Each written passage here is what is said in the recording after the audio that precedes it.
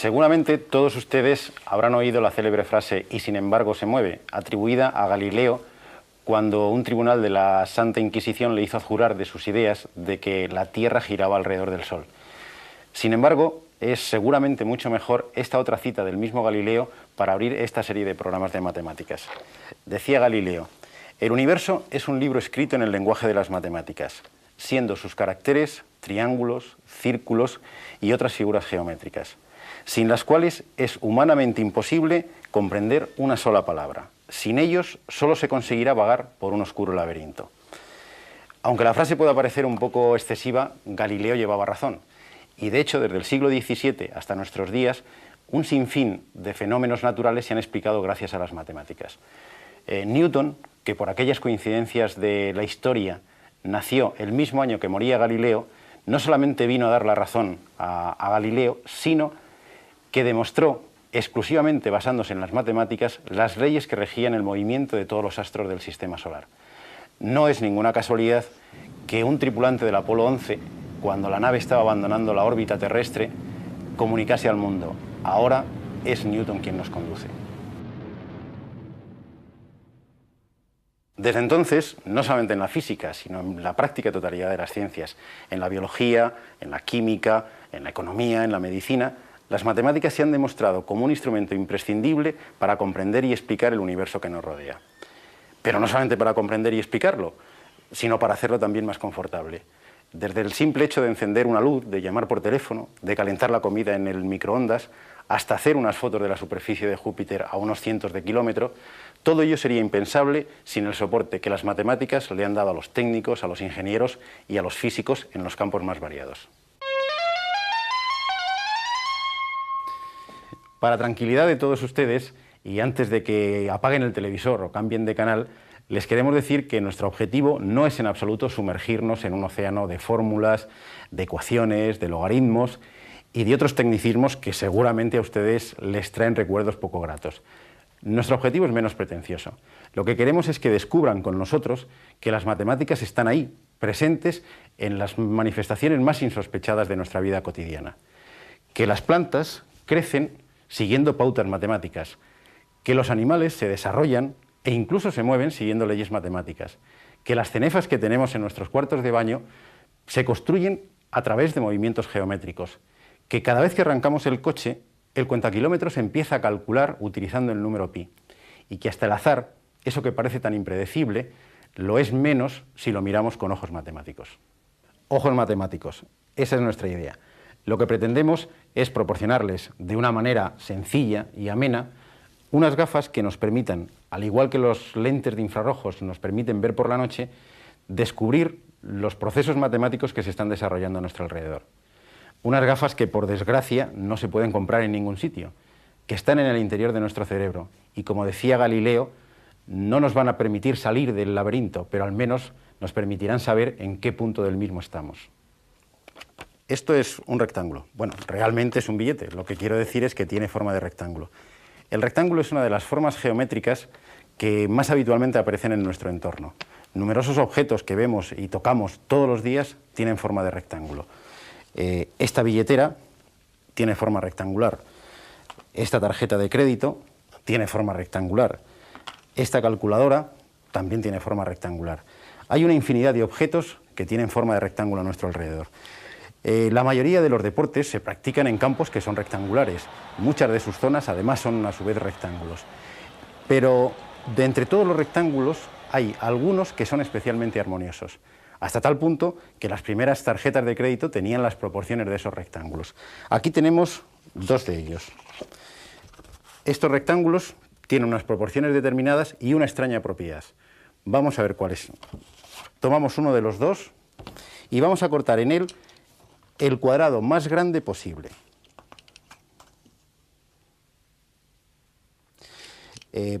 Ya lo tenemos marcado previamente, lo cortamos y lo que obtenemos es otro rectángulo que, si lo comparamos con el rectángulo original, tienen exactamente la misma forma. Los matemáticos decimos que son semejantes, es decir, tienen los lados proporcionales. Esta propiedad no ocurre con todos los rectángulos. Si hubiésemos cogido otro con unas dimensiones distintas, pues lógicamente el rectángulo que obtenemos no sería semejante al original. Vamos a comprobarlo con este otro. Aquí tenemos dos rectángulos que son exactamente iguales y vamos a hacer el mismo proceso. Vamos a cortar el cuadrado más grande posible de uno de ellos. Tenemos ya marcada nuestro cuadrado, lo cortamos igual que antes, lo quitamos y efectivamente estos dos rectángulos no se parecen en forma en absoluto. Sus dimensiones no son en absoluto proporcionales. Esta propiedad solo la tienen una clase muy especial de rectángulos, que son los que conocemos como rectángulos áureos. Son los rectángulos que teníamos al principio. Si dividimos la longitud del lado largo de uno de estos rectángulos especiales entre la longitud del lado corto, obtenemos un número muy especial, tan especial que recibe el nombre de número de oro. ¿Por qué es tan especial este rectángulo? De hecho, los griegos ya lo conocían. Está presente en muchas de sus manifestaciones artísticas, sobre todo en sus templos y en sus esculturas.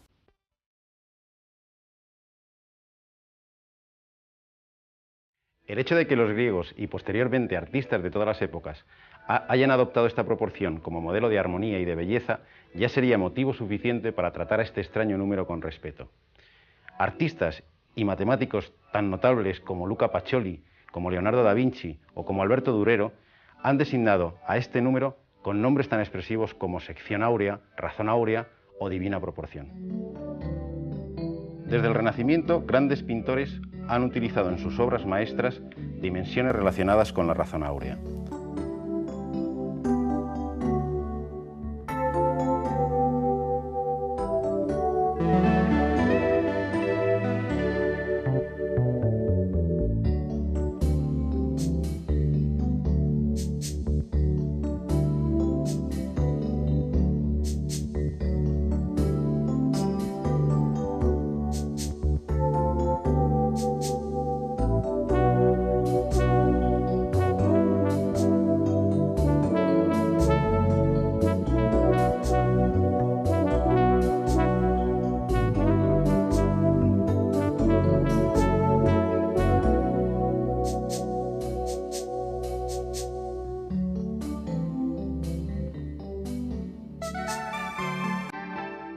Pero sin duda, el caso más sorprendente es el de la pirámide de Keops.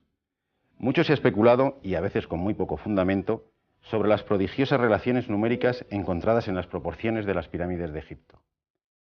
En el caso de la pirámide de Keops, construida hacia el año 2600 a.C., utilizando más de 2 millones de piedras de unas 20 toneladas cada una, estas relaciones no parecen ser fruto de la casualidad y constituyen la primera y quizá la más espectacular aparición en la arquitectura del número de oro.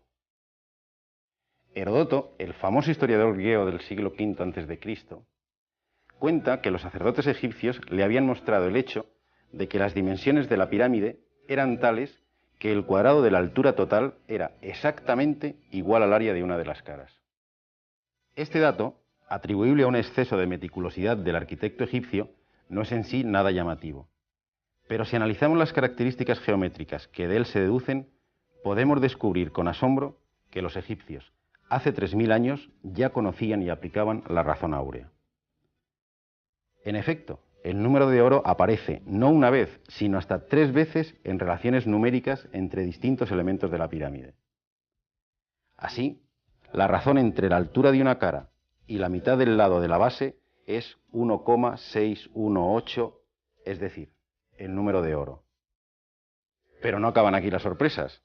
El cociente entre el área total y el área lateral de la pirámide es también el número de oro. Y por si fuera poco, el cociente entre el área lateral y el área de la base sigue siendo el número áureo. Pero el número áureo nos deparará muchas más sorpresas. Antes de descubrir algunas de ellas, vamos a ver un mecanismo sencillo para construir rectángulos áureos. Comenzamos dibujando un cuadrado.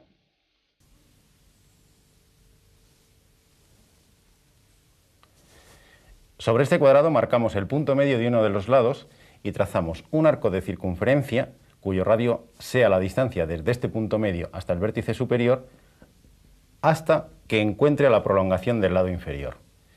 este va a ser el primer vértice de nuestro rectángulo áureo. El segundo lo obtenemos trazando paralelas a los lados del cuadrado. Aquí tenemos nuestro primer rectángulo áureo. A partir de ahora, obtener nuevos rectángulos áureos es una tarea bastante fácil. Basta con trazar sobre el lado más largo del rectángulo anterior un cuadrado y así obtendríamos nuestro segundo rectángulo áureo. Si sobre este nuevo rectángulo áureo trazamos otro cuadrado cuyo lado sea la longitud del lado mayor del rectángulo, obtendremos un tercer rectángulo áureo. Estos rectángulos tienen una propiedad interesante. Si unimos mediante arcos de circunferencia los vértices consecutivos de los cuadrados, obtendremos una curva muy especial que se llama espiral de Durero. Efectivamente, nos ha parecido una curva muy familiar, una espiral que nos recuerda mucho a las conchas de algunos caracoles y a los cuernos de algunos rumiantes.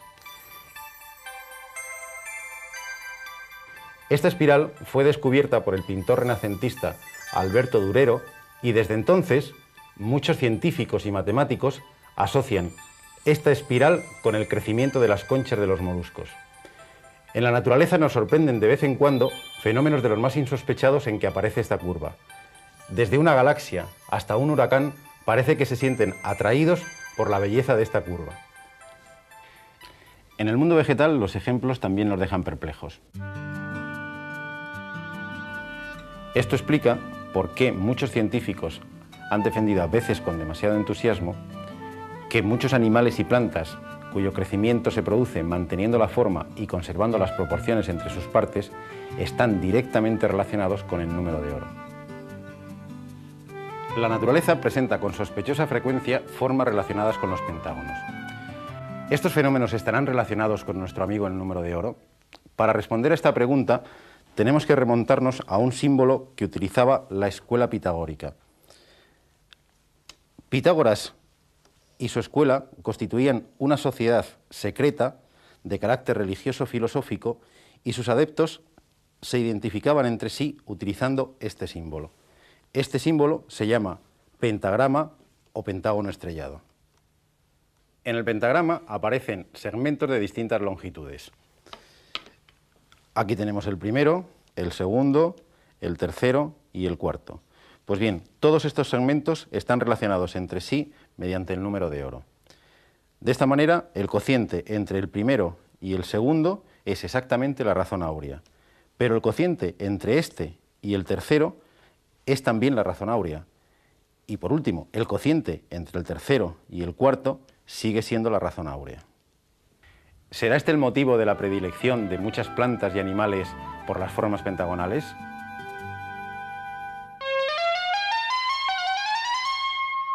¿Existirá también un ángulo de oro?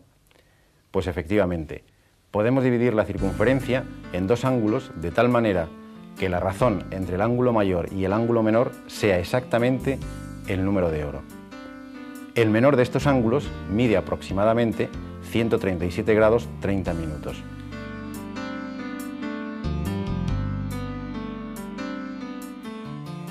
¿Es esto un mero juego matemático? Realmente la naturaleza vuelve a demostrarnos que no. Las ramas de los árboles crecen con demasiada frecuencia buscando un ángulo que se aproxima mucho a este ángulo ideal. Y parece que hasta las gallinas conocen la existencia del número de oro. Vamos a comprobarlo midiendo estos huevos. Vamos a dividir la altura máxima, en este caso 6 centímetros, entre la anchura máxima del huevo, 4,3 centímetros. Utilizamos la calculadora, 6 centímetros dividido entre 4,3 centímetros, obtenemos un resultado que es 1,39. Vamos a comprobar en otro huevo. Dividimos la altura, en este caso 5,8 centímetros, entre la anchura máxima, en este caso 4,3 centímetros, 5,8 dividido entre 4,3, obtenemos un resultado de 1,35.